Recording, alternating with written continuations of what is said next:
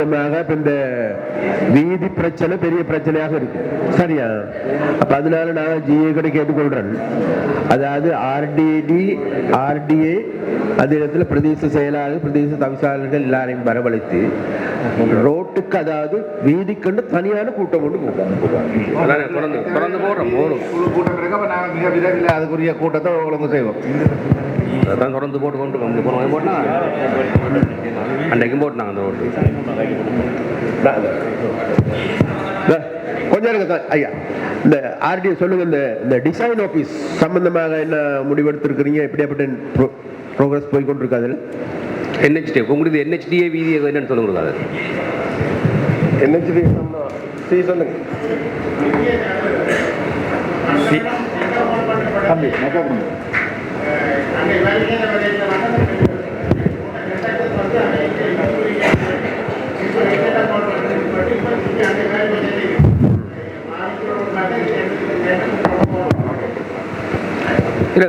இப்படி வந்து செய்யப்படாத வீதிகள் அந்த காசு திரும்பி போகுமா இல்லை அந்த வீதி செய்யப்படுமான்றதை உறுதிப்படுத்தணும் வேண்டாம். அது நாங்கள் வெளிப்படையாக சொல்லிட்டோம் மக்களுக்கு, இது ரோடு போட போகிறோம். அது கன காலமாக தவம் இருந்து பெற வீதிகள் அந்த வீதிகள் இவேண்ட டிலேயால இப்போ பார்த்தா இந்த மத்திய அளவு பிரச்சனையால பெட்ரோல் டீசல் விலை கூட்டிட்டு அவங்க சொல்லுவாங்க நீ எங்களை செய்யலான்னு சொல்லுவாங்க.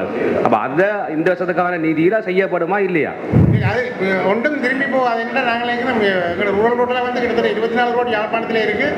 அதில் நாங்கள் இப்போ 12 ரோடு முடிச்சுட்டோம். மேஜர் காப்பர் பண்ணி முடிச்சுட்டோம்.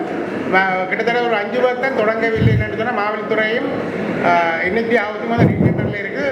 அடுத்த வந்து மணலத்தீவில் ஒரு ரோட்டே வந்து அது டிரான்ஸ்போர்ட் இஷ்யூவில் அந்த எல்சிஎம் பிரச்சனையில் நாங்கள் நேவிக்காலையில் கேட்டு செய்கிறேன்னு சொல்லிக்கணும். அது இன்னும் அப்ரூவல் ஒன்றும் வர இல்லை.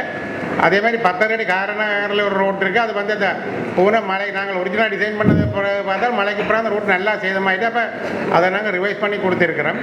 அடுத்து நித்திய விட்ட கேபிள் வீதி அது வந்து கிளிநொச்சிக்கில் இருக்குது. அது சரி. இப்போ அந்த ப்ராஜெக்ட் திரும்பி போகாதானே? ஒன்று திரும்பி போகாது. இல்லை இல்லை. வீதி சம்பந்தமான விடயம். அனைவருக்கும் வணக்கம். பரந்துபட்ட வீதி சம்பந்தமான பிரச்சனை நாங்கள் ஏற்கனவே சங்கான பிரதேச மட்ட ஒருங்கிணைப்பு குழு கூட்டத்தில் நாங்கள் பல தடவை கேட்டிருந்தோம். ஒதுக்கப்பட வேண்டிய கம்பங்கள், அகற்றப்பட வேண்டிய கம்பங்கள், ஏற்கனவே வீதிகள் வந்து வேலிகளும் மதில்களும் ஒதுக்கப்பட்ட நிலையிலும் வீதிகள் போடப்பட்டும் வீதியில் அடிக்கப்பட்டிருக்கின்ற கோட்டுக்கு அருகில் அகற்றப்பட வேண்டிய கம்பங்களும் ஒதுக்கப்பட வேண்டிய கம்பங்களும் இருக்கின்றன. ஆனால் நாங்கள் மின்சார திணைக்களத்தில் போய் கேட்டால் அவர் சொல்லினோம் இதுக்கு காசு எங்கள்கிட்ட ஒதுக்கலைண்டு. தொலைத்தொடர்பு திணைக்களத்தில் கேட்டால் ஒதுக்கலைன்னு சொல்லினோம். நாங்கள் ஏற்கனவே இப்போ மாகாண பணிப்பாளர்கள், ஒனரபிள் அதாவது பாராளுமன்ற உறுப்பினர்கள், கௌரவ ஆளுநர் அவர்கள் மற்றும் அனைவரும் இருக்கிற இடத்துல நாங்கள் கேட்கிறோம். இப்போ மாற்றுத்திறனாளிகள் வீதியால் போகிறதுக்கு தடையாக இருக்குது. அந்த வீதிகள் உள்ள வேலிகள் அகற்றப்பட்டு ஒதுக்கப்பட்டும் இந்த தேவையற்ற கம்பங்கள் இருக்குது, அது அகற்றப்படணும். மற்றது ஒதுக்கப்பட வேண்டிய கம்பங்கள். இதுக்கு நீங்கள் இந்த வீதி டிசைன் பண்ணிக்க அந்த டெண்டர் கால் பண்ணி ஒப்பந்தக்காரர்கிட்ட அந்த நிதியை கொடுக்க அதுக்குரிய கம்பங்களையும் தூக்கி கரையில் போடுறது சம்பந்தமா இல்லை இதை சொல்ல விடுங்க. என்னென்னா அந்த கம்பங்களை ஒதுக்குறதுக்கும் அந்த ஒப்பந்ததாரர்கிட்ட இந்த ஆர்டிஏ ஒப்பந்தத்தை கொடுக்க பிரதேச அதாவது உள்ளூராட்சி திணைக்களத்தின் பிரதேச சபைகள் கேட்கிறோம். மின்சார திணைக்களம் சொல்லுங்க. நாங்கள் மாற்றுத்திறனாளிகள் சார்பாக சொல்றோம். இந்த வீதிகளில் இருக்கிற கம்பங்களால நாங்கள் தட்டுப்படுறோம். வாகனங்கள் விலத்த முடியாம இருக்கு. இனி வரப்போற 2026 வரப்போற வீதி சம்பந்தமான ப்ராஜெக்டுகள்ல இந்த கம்பங்களை ஒதுக்குறதை கவனத்தில் எடுத்து அதுக்குரிய நிதியம் ஒதுக்க சொல்லி கேட்கிறோம். நன்றி. சிபிஐ இதுக்கு நீங்க சரியான பதிலை எடுத்துக்கொண்டு போக சொல்லி கேட்கிறோம். மின்சார சபை இருக்காங்களா? வசூல் ராயங்களா இருக்கிற உள்ளூராட்சி மன்றங்களுக்கு லைட் போடுறது காசு நீங்கள் புரிகிறேன் இல்லை உங்களுக்கு. ஐயா, அடுத்த விஷயத்துக்கு போகாம இதுக்கு நல்ல பதில தாங்க. பிரதேச மட்டத்தில் கிடைக்காத தீர்வுக்கு மாவட்ட மட்டத்தில் கிடைக்க வேணும். சரி சரி. அப்ப மாகாண பணிப்பாளர்கள் ஆடிஏ என்ன சொல்றீங்க? டெலிகாம் மக்களும் இந்த கம்பங்கள் சம்பந்தம் என்ன சொல்றீங்க? ஐயா நீங்க இருங்க, சொல்றேன். எங்களுக்கு பதில் தாங்க. இருங்க இருங்க. உண்மையில இப்ப இந்த பிரச்சனை வந்து அவர் சொல்ற பிரச்சனை வந்து உண்மையிலேயே ஒரு பிரச்சனை தானே அது. அப்ப அந்த பிரச்சனை சம்பந்தமாக நாங்க இப்ப அண்மையிலே போட்டுக்கொள்ற அந்த வீதி சம்பந்தமான குழு கூட்டத்துல அதுல நாங்க சிபியும் வரவழைப்போம், சரி ஆர்டியும் வரவழைச்சு எல்லா பற்றி இது சம்பந்தமாக கொஞ்சம் விரிவாக பேசிக்கொண்டு அந்த கம்பங்கள் அகற்றுகின்ற நடவடிக்கை சம்பந்தமாக என்ன எடுக்கிறாங்கன்னு நாங்க பார்ப்போம். அதுகளுக்கான முடிவு எடுப்போம். அதே மாதிரி உள்ளூர் அதிகார சபைகள் இந்த வீதிகளை மாவட்ட நிதி அல்லது உங்களுடைய நிதியில புனரமை கேட்கல. அவர் சொல்ற போல அந்த மின்சார தூண்களை அல்லது இந்த டெலிபோன் தூண்களை அகற்றுவதற்குரிய மதிப்பீட்டையும் அதில் உள்வாங்க சொல்றது அவற்றை கோரிக்கை இருக்கு. ஏன்னால் சில இடங்கள் அது செய்வடையில் என்றது அவற்றை கோரிக்கை அந்த விவரங்கள் அதையும் அந்த மதிப்பீட்டோட உள்வாங்கினால் சரி. ரைட். இந்த இதில் இன்னொரு விஷயம் கேட்டுக்கிறேன். அந்த நயினாதேவி இந்த பாதை அந்த ஃபெரி ஸ்டேஷன் அந்த பாதை இப்போ தொடங்கும் என்று பிப்ரவரி மாதம் முடிவில் தொடங்கலாம்னு சொன்னா நீங்கள், அது இப்போ வேகமாக தொடங்கப்படுமா இல்லை டிலே ஆகுமா? இல்லை, இப்போ அவங்களோட ப்ரோக்ராம் படி என்ஜின் வெளிநாட்டிலேருந்து வந்துட்டு இனி வந்துட்டு முக்கியமான 90% பொடி மேல் வேலைகள்லாம் முடிச்சுட்டாங்க. அவங்களுக்கு April end of the April வந்து இதில் சர்வீஸ் தொடங்குறதுக்கான நடவடிக்கை எடுக்கப்படும் சொல்லியிருக்காங்க. அடுத்ததாக எல்லோருக்கும் வணக்கம். தெல்லிப்பளை சந்தையில இருந்து அச்சிவேலிக்கு போற அந்த வீதி இதுவரைக்கும் திறக்கப்படவில்லை. பலாலி வீதி ஜனாதிபதி திறந்து விட்டுட்டார். அதால மக்களுக்கு எந்த விதமான பலனுமே இல்லை. அச்சிவேலிக்கு போக வேண்டிய ஆக்கள் எத்தனையோ கட்ட சுற்றி போறார்கள். மற்ற தம்பால ரோட் கல்லடி வேலன் வீட்டை அதையும் திறக்க பேசுறதுக்கு இருக்குது. சப்ஜெக்ட் ஒன்று இருக்குது, அது பேசுவோம். அடுத்து இந்த ஆர்டிஎல் சொல்லுங்க. இந்த டிசைன் ஆபீஸ்க்கு என்ன நடக்குதுன்ட்டு. இப்போ டிசைன் ஆஃபீஸ் செய்கிறதுக்கு எங்களுக்கு இடப்பற்றாக்குறை ஒரு பிரச்சனை இருந்தது. நாங்கள் வந்து இப்போ நேற்று தீர்மானம் எடுத்திருக்கிறோம், டெம்பரரியாக எங்களோட ஒரு பகுதியில் அந்த டிசைன் ஆஃபீஸை திறந்து ரன் பண்ணுறது. அதனால் அநேகமாக வந்து நியூ இயருக்கு முதல் வந்து அந்த டிசைன் ஆஃபீஸ் எங்களோட ஆஃபீஸில் ஃபங்க்ஷன் பண்ணுறது. ஐயா, அந்த நெடுந்தீவு பிரதான வீதி எப்போ ஸ்டார்ட் பண்ண போறீங்க? விளங்கிடும் ஐயா வேலை விளங்கினேன். எந்த நாட்கள்ல எந்த மாதங்கள்ல சாத்தியப்படும் நெடுந்தீவு பிரதான வீதி?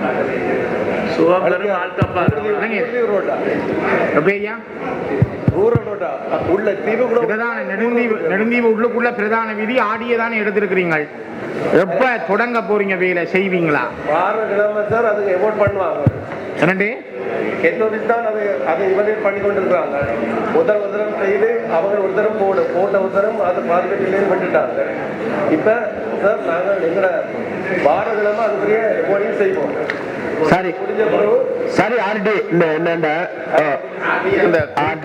நெடுந்தீவு பாதை ஆர்டி என்னண்டா இப்ப நாங்க ஒரு விஷயத்தை கவனத்தில் எடுக்கணும். சரியா? இந்த நெடுந்தீவு வீதி சம்பந்தமாக, நெடுந்தீவுல நடக்கின்ற அபிவிருத்தி சம்பந்தமாக நாங்க சதா காலம் பேசுறோம், அல்லது நீங்க ஓட் பண்றீங்க. கடைசி நேரத்துல அதெல்லாம் இழுபட்டு கடைசி நேரத்துல மழை வருது. மழை வந்த பிறகு போக இயலாது, வர இயலாது, ரோட்டு போட இயலாது. அந்த அவசரத்துல ரோட்டு போட்டு ரோட்டு பிறகு சீர்கட்ட ரோட்டுகளாக மாறி இருக்குது. அப்படியாப்பட்ட பிரச்சனை இருக்குது. அதனால இந்த முறை வந்து அப்படியாப்பட்ட வேலைகளை வச்சு கொள்ளாதீங்கன்ட்டு உங்களோட அந்த வேலை செய்யறாங்களுக்கு சரியா கைட் பண்ணுங்க. ஏன்னு கேட்டா இல்லைன்னு சொன்னா அந்த வீதி என்றைக்குமே நம்ம செய்து முடிக்க முடியாம போகும்.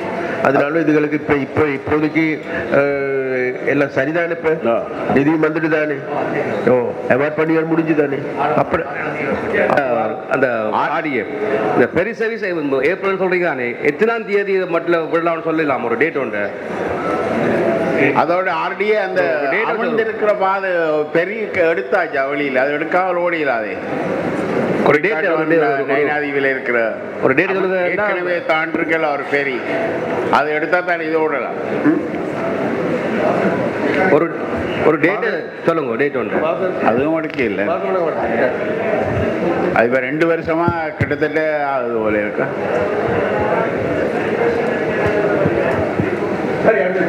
இல்லை ஒரு டேட் ஒன்று சொல்லுங்க.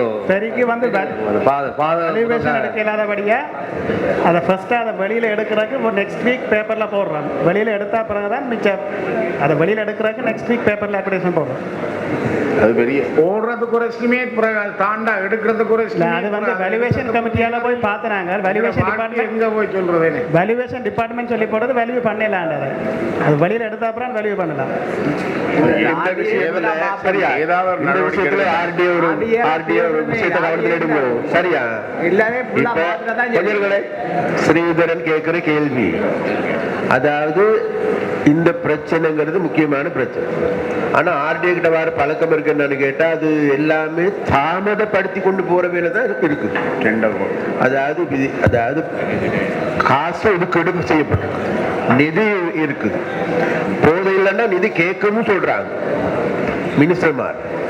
அப்ப அப்படி இருக்கின்ற போது நீங்க இந்த வேலைகளை தாமதிச்சு கடைசி நேரத்தில் இதெல்லாம் கைவிடப்படுகின்ற போது கடைசி நேரத்தில் உங்களுக்கு மீதும் தப்பான அபிப்பிராயம் தான் வருது. அந்த பெரிய தாண்டதுக்கு நாங்க கொழும்புல இருந்து 4 இண்டஸ்ட்ரியலிஸ்ட் வந்து பார்த்தவங்க, பார்த்துட்டு அவங்க தங்களால எஸ்டிமேட் பண்ணலான்னு சொல்லிட்டு போயிட்டாங்க. அதுக்கு அடுத்த ஆக்ஷன் இருக்குன்னு நிலையில அதுக்கு அடுத்த நடவடிக்கை வேல்யூவேஷன் டிபார்ட்மெண்ட்டுக்கு போனாங்க. வேல்யூவேஷன் டிபார்ட்மெண்ட் சொல்லி போட்டு தங்களால வேல்யூ பண்ண இயலாண்டு. அதுக்கு பிறகுதான் நாங்க பேப்பர்ல வெளியில ஃபர்ஸ்டா எடுத்துட்டு செகண்டா வேல்யூ பண்ணுவோம், ஆப்ஷன் போடுவோம் முடிவு. அமைச்சர் அவர் அமைச்சரவர்களே ராஜ்யக்கு இந்த அரசாங்கத்தை பரிசுமத்தோடு நிற்கிறேன் போடாங்க. சரி இந்த அப்ப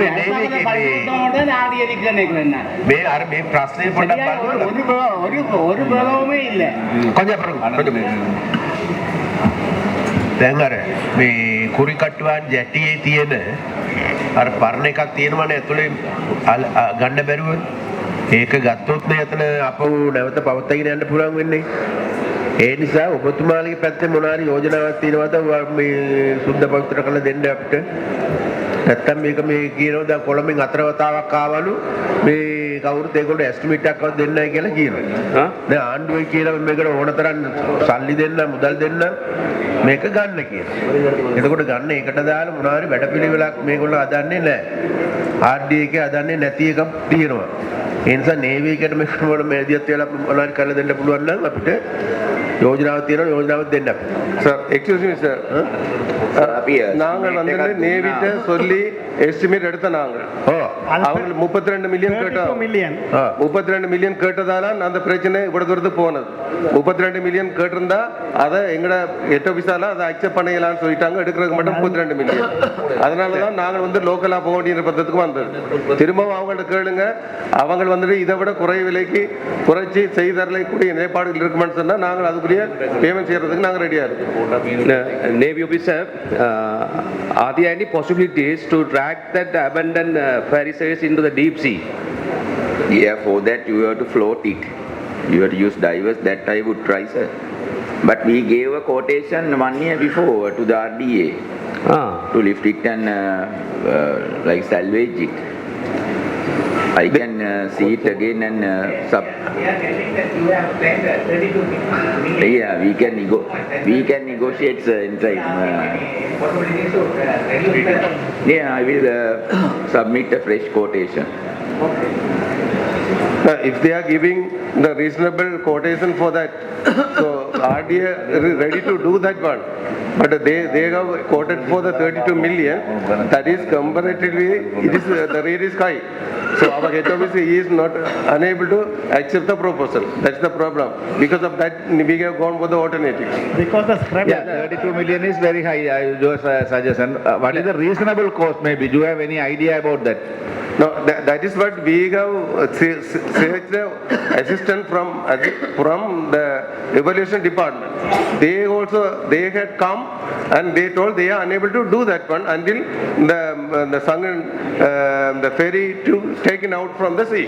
என்னென்றால் நாங்கள் இப்ப பாதையை செய்திருக்கிறோம், அந்த பாதையை இயங்குறதுக்கு இதை அகற்றினா தான் இயங்கலாம். அப்ப இப்ப கௌரவ பார்லமெண்ட் உறுப்பினர் கேட்கிறார், இப்ப அது இயங்கும் உண்டு. அப்ப நாங்கள் அதுக்கு இடையில இதை நாங்கள் செய்து முடிக்க வேண்டிய தேவை இருக்கு. அதான் கேட்கிறோம். இருக்கிறோம். இல்ல என்னன்னு சொன்னா சார், நான் ஒரு விஷயம் சொல்றேன். நான் நீங்க கதைக்கிற அவ்வளவு விஷயமும் ஸ்பெசிஃபிக்கான ப்ராப்ளம். இதுல யாரும் வந்துட்டு எடுத்த உடனே சோர்ட் அவுட் பண்ற ப்ராப்ளம் இல்ல. நேவிட்ட போனாலும் அவங்க வந்துட்டு அவங்களால 7 மாதம் தான் செய்யறாங்க. நாங்கள் ஒவ்வொரு முறையும் சொன்ன நாங்கள் ரிப்பியாஸை நேரடியா வந்து நேவிட்ட கொடுத்து போட்டு ரிப்பியாஸை அவங்களே செய்து போட்டு எங்கள்ட்ட பில்லை தந்தா நாங்கள் பேமெண்ட் செய்வோம். அந்த அக்ரிமெண்ட் செய்யறதுக்கு இன்னும் ஒரு தரம் ரெடியா இருக்கே இல்லை. இதுதான் பெஸ்ட் ஆப்ஷன். நான் நிறைய கூட்டங்களை காய்ச்சிருக்கிறேன். சும்மா நாங்கள் எல்லாரும் மெக்கானிக்கல் இன்ஜினியர்ஸ் கிடையாது. நாங்கள் வந்துட்டு ரோடு டெவலப்மெண்ட் அத்தாரிட்டி. நாங்கள் போர்ட் சர்வீஸ் நடக்கும்போது எங்களால் 7 மாதம் செய்து கொண்டிருக்கிறோம். சில இடங்கள்ல நாங்கள் செய்யறதை விட நேவி செய்யறது குயிக்கா செய்து முடிச்சிருவாங்க. சரி, ஓகே. அவங்க சொல்றத நீங்க அக்செப்ட் பண்ணல. அவர்கள் என்ன முடிவு கொண்டு வரதால் they already taken the 32 million. If you not agree with the 32 million, you send the suggestion. This is the 18 million or 20 million. Our Gateway has not accepted the 32 million. It is according to our knowledge, is a rate what is very much high. So we should have the reasonable. We should justify the rate of that one. Then only you may be request. This is the reasonable. Can you do this work this amount? Then he will reply. Give the reply yes or no. இல்ல இத இப்படி கலைச்சு கொண்டு இந்தியாட்ட கேட்டா அவன் எடுத்து தருவான். அதை விட்டு போட்டு சும்மா ஏறாதுக்கு வச்சு கொண்டு மேல அடிச்சு கொண்டு இருக்கணும். இதை கேளுங்க. அதை இழுத்துக்கொண்டே ஆளுநர் கொண்டு விடலாமான்னு பாருங்க. அது செலவு குறைஞ்சா கொண்டே விட்டு விடலாமான்னு அதையும் சஜஸ்ட் பண்ணுங்க. கௌரவ அமைச்சர் அவர்களே, இந்த வேலையை அப்படியே கோஸ்டோட தரத்தில் கேளுங்களேன். இல்ல இப்ப கௌரவ அமைச்சர் அவர்களே, தீவிரத்துக்கான போக்குவரத்து விடயம் தொடர்பாக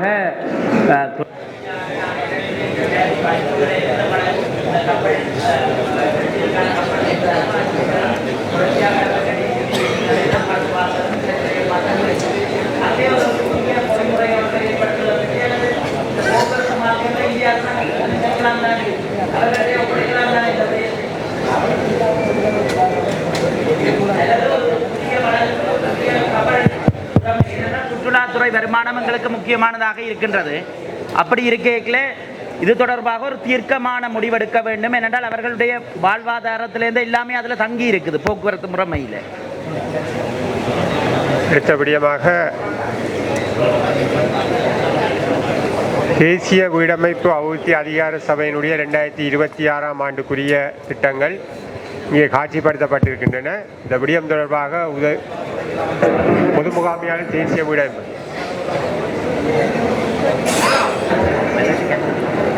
இதில் மொத்தமாக 31 வீட்டு திட்டங்களுக்கான அனுமதி கிடைக்கப்பெற்றிருக்கின்றது. 131 மில்லியன் ரூபாய் ஒதுக்கீடு. அதற்குரிய முன்னேற்றம் இங்கே காட்சிப்படுத்தப்படுகின்றது. இதுவரை செலவீனம் 2.25 மில்லியன் ரூபாவாக காட்டப்படுகிறது.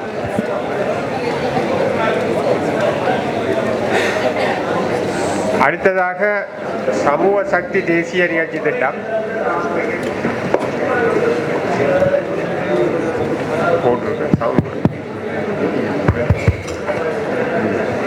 சமூக சக்தி அபிவிருத்தி குழுக்களினுடைய விவரம் இங்கே யாழ்ப்பாண மாவட்டத்திலே உருவாக்கப்பட்ட குழுக்களின் விவரம் காட்சிப்படுத்தப்படுகின்றது. மொத்தமாக 435 கிராம அலுவலர் பிரிவுகளிலே 434 கிராம அலுவலர் பிரிவுக்கான சமூக அபிவிருத்தி குழுக்கள் உருவாக்கப்பட்டிருக்கின்றன. அடுத்ததாக இதுக்கு என்ன நீங்க அங்கீகாரம் கேட்கறீங்களா இல்ல அறிமுகத்துக்காக சொல்றீங்களா? அறிமுகம் முன்னேற்றம். இது அங்கீகாரம் அது நாங்க அங்கீகரிக்கல. அதுக்கு நாங்க பொறுப்பு இல்லை. அதான் பதிவு செய்து கொள்ளுங்க. ஏன்னா பிரதேச சபைகள், மாநகர சபைகள், நகர சபைகள் இருக்கக்கூடியதை இந்த பிரஜாசக்தியை சொல்றீங்க சமூக சக்தி. அதுக்கு நாங்கள் ஒத்துஇல்லை. அதுக்கு நாங்கள் சார்பு இல்லையா? அது படிவா தெளிவா இருக்கணும்.